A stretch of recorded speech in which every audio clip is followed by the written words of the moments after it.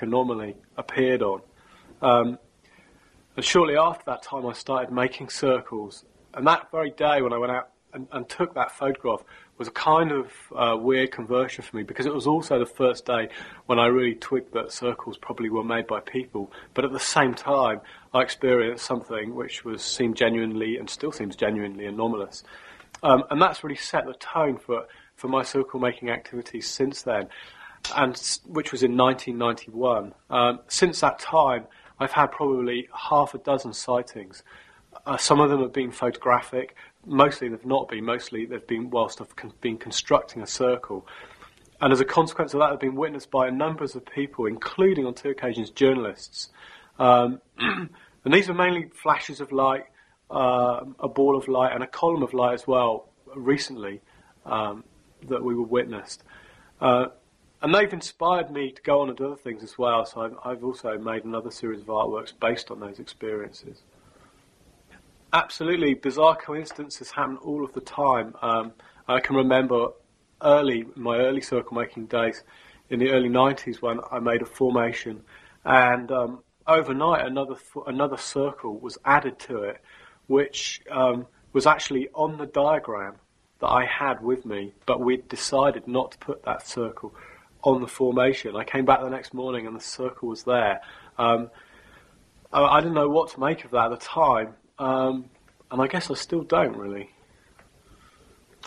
Well, it's clearly not a new art form, because Doug Bauer has been making circles for 20 years. And in my opinion, actually, he has done something absolutely remarkable and kind of deserves the credit, which I'm sure he'll never get for it, unfortunately. But in addition to that, I think that there is a tradition in the paranormal of intervention, creative intervention by individuals that probably stretches back for centuries.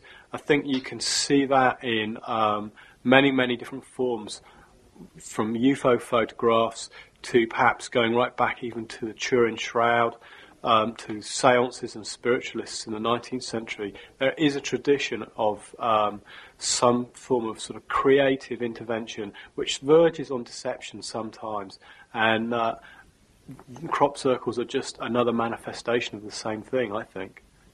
Making a formation, can be very, very exciting, I suppose. I mean, certainly you get a kind of adrenaline hit from it, but the adrenaline hit is I think due to being in a very, very extreme situation, which also is quite alien in many ways.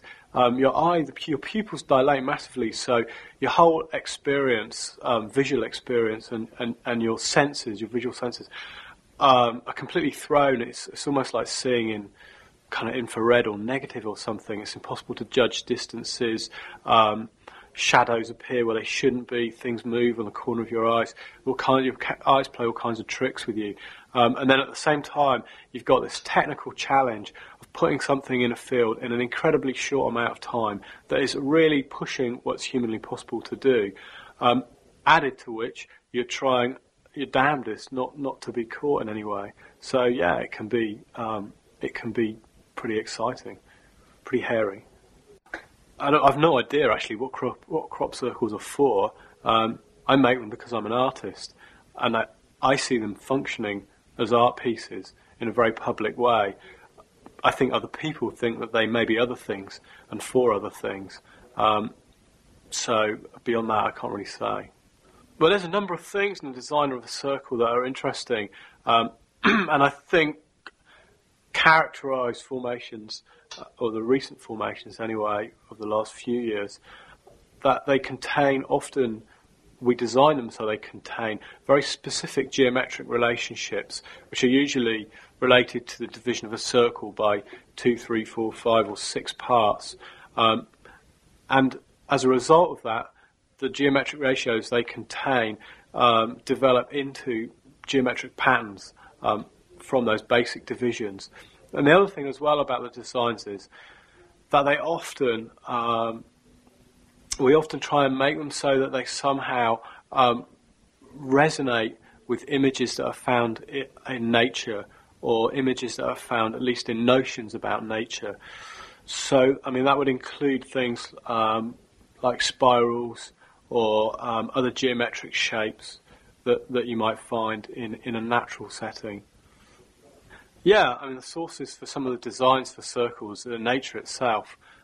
Many of the circles of the last few years, nature, sometimes on a microscopic level, but often on a macro level as well, have provided the inspiration for the symbolism of the circles, as well as various geometric relationships that are embodied in those natural symbols.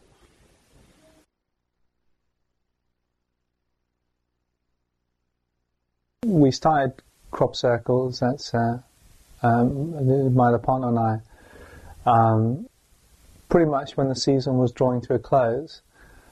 And I remember being in the Milk Hill masterpiece, that wonderful Frank tour.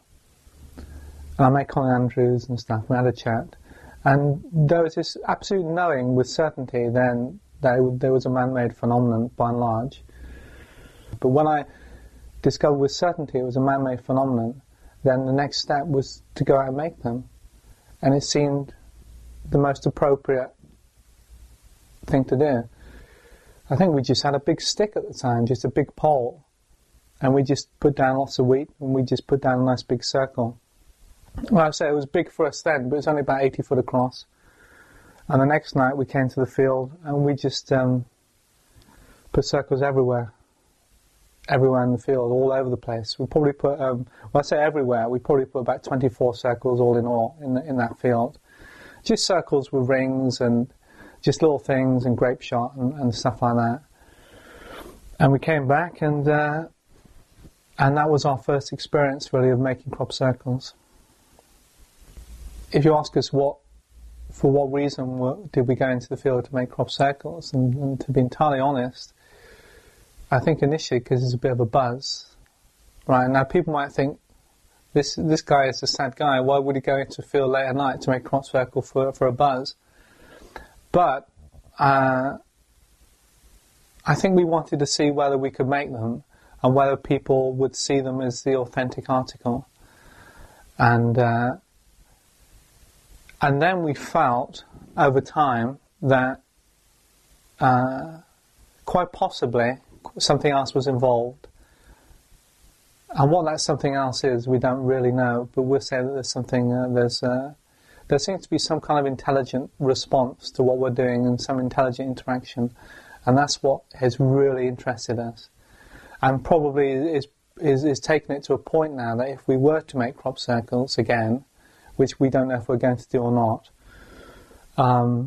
it would mean that we'll be doing it for, one, because we want to make better Cropcircles, bigger Cropcircles, more elaborate, and two, because we think there's something else is happening, and I think it's something. So even the man-made formations, they seem to carry something with them sometimes. Not always, but sometimes there's something spiritual, I think, happening there.